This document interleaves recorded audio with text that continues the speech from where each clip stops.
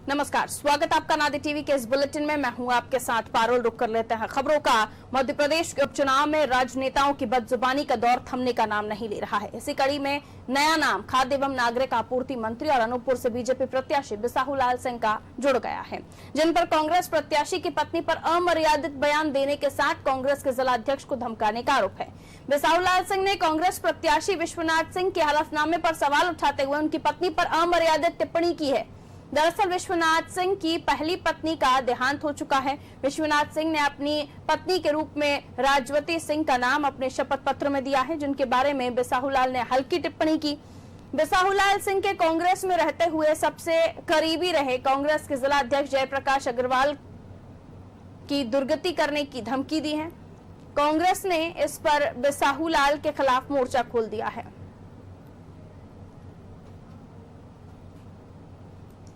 विधानसभा के निर्वाचन का फॉर्म भरा जाता है तो पूरे संपत्ति का ब्यौरा दिया जाता है, सबका ब्यौरा दिया जाता है, परंतु विश्वनाथ सिंह ने अपने पहली औरत जो वर्तमान में उसका ब्यौरा नहीं दिया है कि मेरा एक औरत और जिसका शादीशुदा है, रखैल औरत का ब्यौरा दिया है, रखैल औरत का ब्यौरा दिया है, रखैल औरत का ब्यौरा दिया है, रखैल औरत का ब्यौरा दिया है। ये उनकी सोच को प्रदर्शित करता है। और व्यक्तिगत आरोप लगाएंगे तो हमारे प्रत्याशी के पास भी कुछ होंगे उनके बारे में, वो भी आरोप लगाएंगे। आपके पास भी कुछ है उनके बारे में? नहीं, मेरे पास तो अभी कोई जानकारी नहीं है। जब भी होगी तो मैं निश्चित रूप से मैं भी करूंगा, क्योंकि मैं कांग्रेस का जिला अध्यक्ष होने के नाते मेरा ये दायित्व है कि जो हमारा प्रतिद्वंदी प्रत्याशी है उसने जो भी गलत किया होगा हमें जानकारी मिलेगी, निश्चित रूप से उसको जनता के सामने लाएंगे।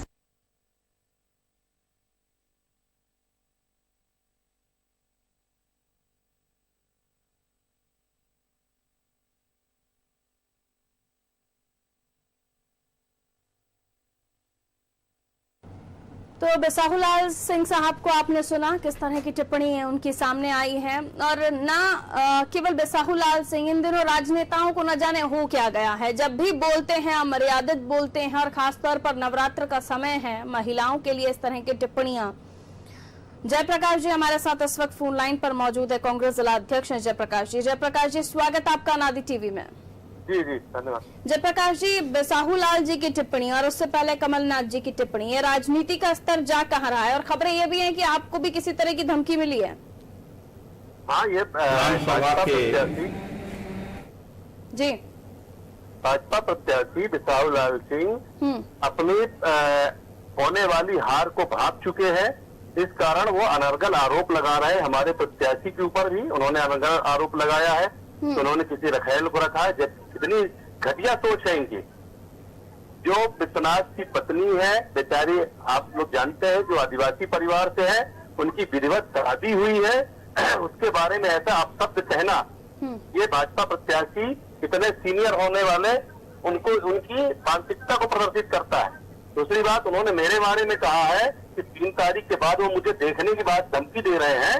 तो मैं तो ये कहना चाहता हूँ कि जनता ने उनको नकार दिया है और जगह जगह जहाँ जहाँ वो जा रहे हैं उनका व्यापक विरोध हो रहा है, इसलिए वो बौखला गए हैं।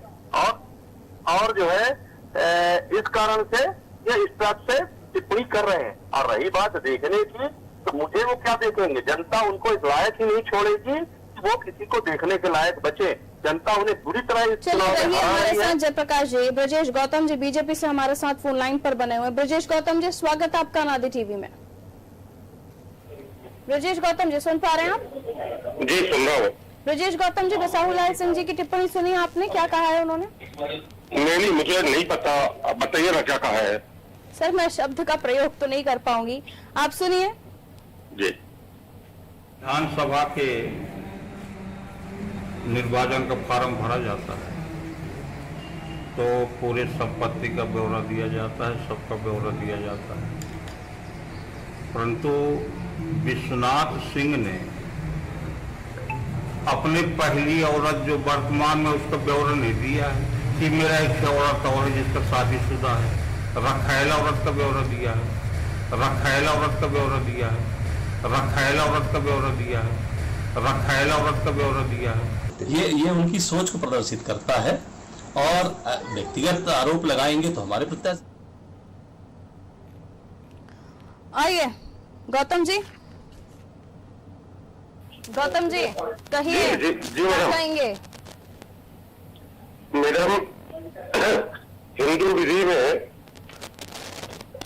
जो विधिवत व्याख्या पत्नी होती है, इस कानून में उसी को पत्नी का दर्जा प्राप्त है।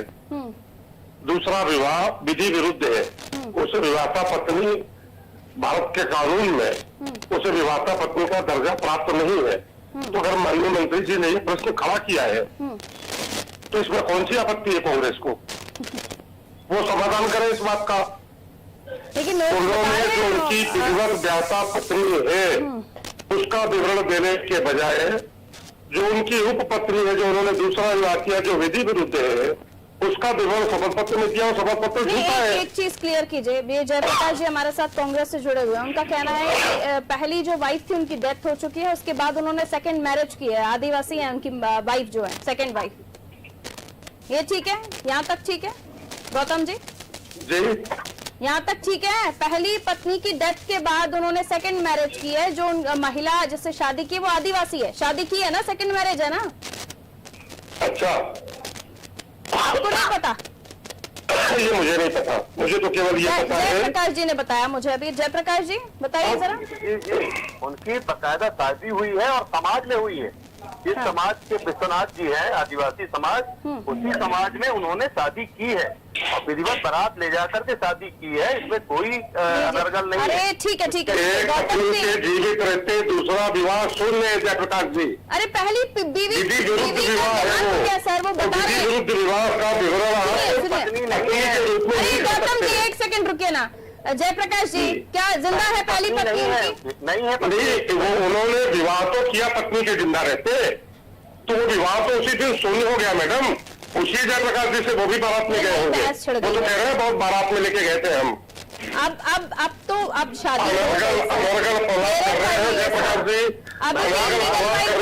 पार्टी। ब्रजेश गौतम जी किसी भी महिला के लिए, क्योंकि उनकी शादी हो चुकी है, अब उन्होंने पूरे डॉक्यूमेंट के साथ शादी भी कर ली, सारा सब कुछ हो गया, किसी महिला को इस तरह के शब्दों का उपयोग करेंगे क्या? जिस नैतिक मर्यादा की बात कर रहे हैं टीवी में, कमलनाथ जी ने क्या कहा काली मस्ती देवी के लिए? आप लोग भी वही करिए, जरा सी आप लोग भी वही करिए। इन्हें जरा सी शर्म है? वो तो आइटम की परिभाषा बता रहे हैं, आप लोग बताइए। महिला के लिए कमलनाथ जैसा इनका नेता, इनका पूर्व मुख्यमंत्री, वो बताएं, वो जिस प्रकार का बयान दे रहा है, गौतम जी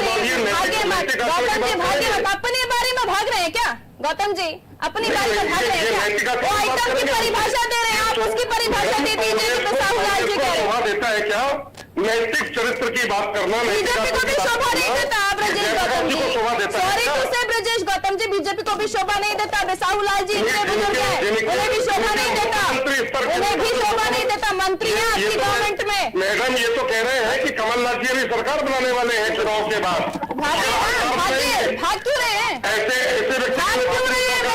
सवालों से जिसकी नजर में महिलाओं का ये सम्मान है, अनुसूचित जाति का ये सम्मान है, जिसकी नजर में ये सम्मान है। ब्रजेश गौतम जी का प्रयोग किया मेरे सवाल से हिम्मत है सामना कीजिए, मेरे सवाल का सामना कीजिए। शब्द का प्रयोग किया ब्रजेश गौतम जी हिम्मत है मेरे सवाल का सामना कीजिए।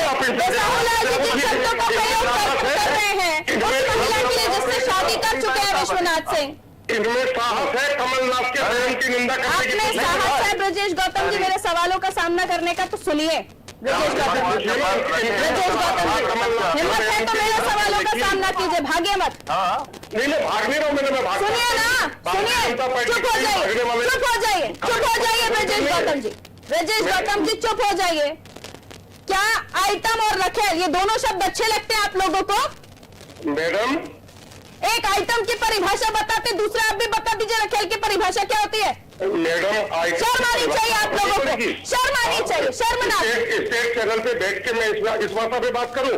ये जयप्रकाश क्यों बोलते हैं? तो आपके नेता बोलते क्यों है? शब्द का प्रयोग क्यों बोलते हैं आपके नेता इस तरह की भाषा? शर्म नहीं आती आप लोगों को? उनके नेता ने किया है, उनसे पूछिए उनके अंदर नैतिक साहस है कमलनाथ के बयान की निंदा करने की? कल उनकी कांग्रेस पार्टी की ही प्रवक्ता ने यहाँ अनादि टीवी पर निंदा की है। सर देखा कीजिए टीवी, जयप्रकाश जी की जयप्रकाश जी, करने की उम्मीद है कि मैं कमलनाथ के बयान की निंदा आप करता कीजिए, हूं। आप कीजिए। बिसाहु लाल सिंह जी ने गलत बोला, गंदा बोला, बोलिए बोलिए, आप कीजिए, मैं उनसे भी बोलती हूँ। ब्रजेश गौतम जी कहिए बिसाहु लाल जी ने जो कहा वो गलत है, ठीक नहीं है, इस समाज के लिए बिल्कुल सही नहीं है, और वो भी जब वो किसी कैमरा पर किसी चैनल को बाइट दे रहे हो। कहिए कहिए गौतम जी, कहिए गौतम जी, नहीं मैडम मैं कहता हूँ कहिए से पूछो आप। कहिए बिसाहु लाल सिंह ने जो कहा, मंत्री है मध्य प्रदेश सरकार में, भागे मत भागे मत भागे मत। ब्रजेश गौतम जी आपने कहा मैं जयप्रकाश जी से भी बोलती हूँ, मैं जयप्रकाश जी से भी बोलती हूँ, मैं जयप्रकाश जी से भी बोलती हूँ। ब्रजेश गौतम कहिए, ब्रजेश गौतम कहिए बिसाहु लाल सिंह जी ने जो कहा वो अच्छा नहीं कहा, गलत कहा, कहिए कहिए। जयप्रकाश भी बोलेंगे, कहिए आप कहिए, आप कहिए। कल कांग्रेस पार्टी की महिला प्रवक्ता ने यहाँ अनादि टीवी पर कहा कि उन्होंने जो कहा वो निंदनीय है। कल की बाइट भी मैं आपको सुनवा दूंगी, मेरा टाइम मत वेस्ट कीजिए।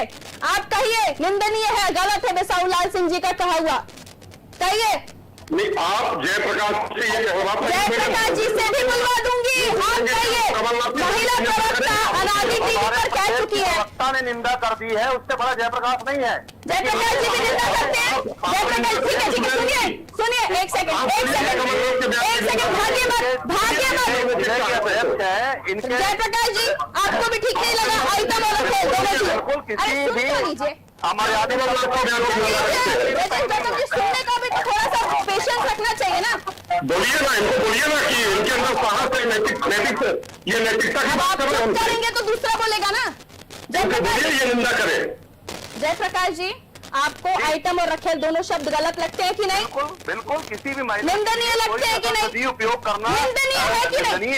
निंदनीय है, हम उसकी निंदा करते हैं, लेकिन रखेल शब्द उसमें समाज में कितना गंदा होता है ये आप दोनों शब्दों की जगह नहीं हमारे समाज में, हमारे समाज में दोनों शब्दों की जगह नहीं है। आइए ये कहे